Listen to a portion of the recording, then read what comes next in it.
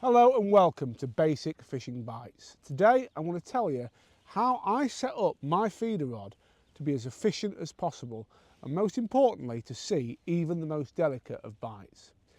The first thing to think about is the height above the water that you sit. Now a lot of venues you have no choice, you sat on pallets, but here at Larford Lakes you can sit anywhere on the bank right down to the edge of the water where I am at the minute.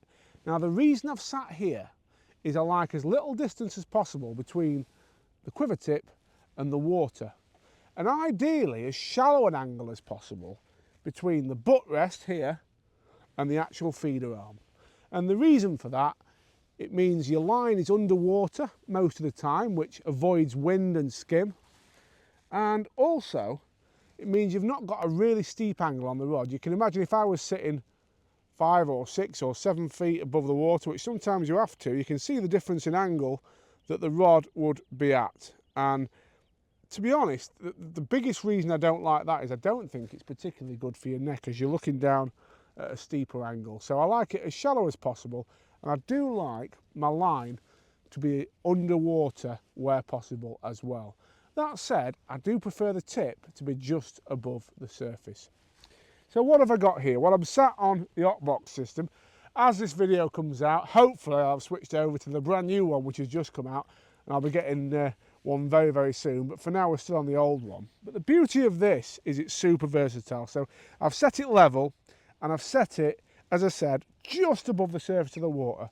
So if I drop my baiting needle on my foot plate, I'm able to pick it up without getting my hands wet. But as you can see, it's low to the water. I've got one of the feeder arm feeder rests. Now I'm a big fan of these and I'm just going to show you why. So let me take it off there. So the big thing I like about these is a super stable, first and foremost, solid metal that. It locks really firmly onto your leg using this mechanism here. And the tilt on it, now I mean, it's no exaggeration to say I cannot actually move that unless it's bolted onto the leg, which tells you how nice and firm it is and how stable you can be. But if I just give that a couple of turns on there so that's locked in, you'll see I can then move this to whatever angle I need it. So maybe it's a long way off the water, I can put it way down here. Maybe I'm on a river, I want it high, I can have it up here. The other thing is this here, which is the bottom end of the rest. This just locks in with this little screw bar here. And again, you can have it wherever you want. So it makes you super adaptable. Now, under pegs you'll go to and there'll be a tree in an awkward position down one of your edges, or there'll be something you're trying to avoid. You might be fishing a pole line in a particular place, so you don't want your feeder in the way. So it just allows you to be really, really adaptable. So that's why I use that. The Guru Reaper rest on the end there, that one, that's what I use for my method feeder fishing for carp, that sort of thing. And I use it because it's super safe. So when I put this on here, you'll imagine if a carp was to pull that in, it can't actually go anywhere. It's literally locked on there. And when you look at the other end of the setup, the butt rest which I've got around here, you'll see that's gripping that. So if a carp took that in, unless I was really unlucky or fell asleep or something like that, that is not getting dragged in. So it's super secure. And that's what I'll use for my carp fishing, we'll call it. Okay, on to the butt rest itself.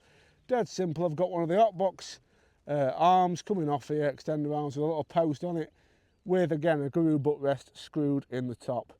And what I always like to think, because I'm the clumsiest man, anyone who knows this, including George the cameraman will tell you more than anybody, I'm the clumsiest man around. If there's something to be knocked into, I'm the man to do it. So the reason I have it like this is, no matter what I do, how clumsy I'm making my cup of tea, I'm not going to knock into that rod and move my method feeder. So I set it up well out the way of where I'm performing. One other thing on angles with regard to how I set this up, all right? So you'll see I'm quite the fan of having an angle between the feeder and where I'm chucking and the rod. Now, some anglers would have it almost pointed at a method feeder. Say I chuck that feeder in front of me like this, Obviously we've got a bob on there now, but just assuming it was a method feeder. So I cast there, there'll be some anglers who would point the method almost perfectly at where they've cast. That's not for me, that. And I know there's plenty of brilliant anglers who do that, but to me, by having some angle, I'd probably say the perfect to be, if I just move that round, I said oh, these feeder land rests were good, I'd probably have it in the perfect scenario, something like that. So I'll just show you why. Obviously we're nice and low to the water, I would never have that much tension in the tip though, so you just get that exactly as I'd have it. So I'd have not much tension at all in the tip. I would have that angle between the tip and where I'm casting, which is around about a 90-degree angle, I suppose. Maybe slightly less, 70-degree angle.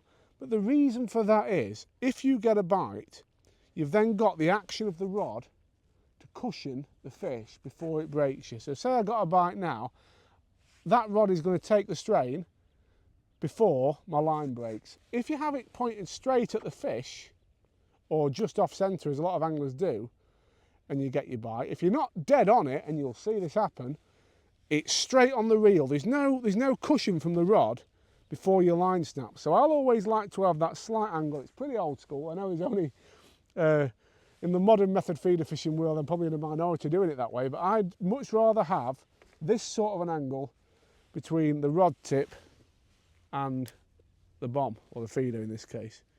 Another thing with that, just to show you, the thing with having that angle there on a day when you're not getting pulled in every chuck is you can actually read your tip a bit better. You can actually see what's happening on your tip. So that's how I do it. An angle between where I'm casting and the rod tip, as low as possible to the water, and just generally set up so that everything's secure. It's locked in at the butt here, it's locked in on the rod rest. And a final point to mention, you'll notice this rod is actually a 10-foot feeder rod, and that second, or the second rest as you'd call it, the main rod rest out there, is about halfway along the rod, which means it's perfectly stable, right? You see some people sometimes, and they'll have a rod rest all the way down here, which I don't think's any good, because your rod's almost bent before it goes on the rest. So I always like to think it's around about halfway along where you have your main rod rest. So hopefully that's useful. That's how I set up for bomb and feeder fishing.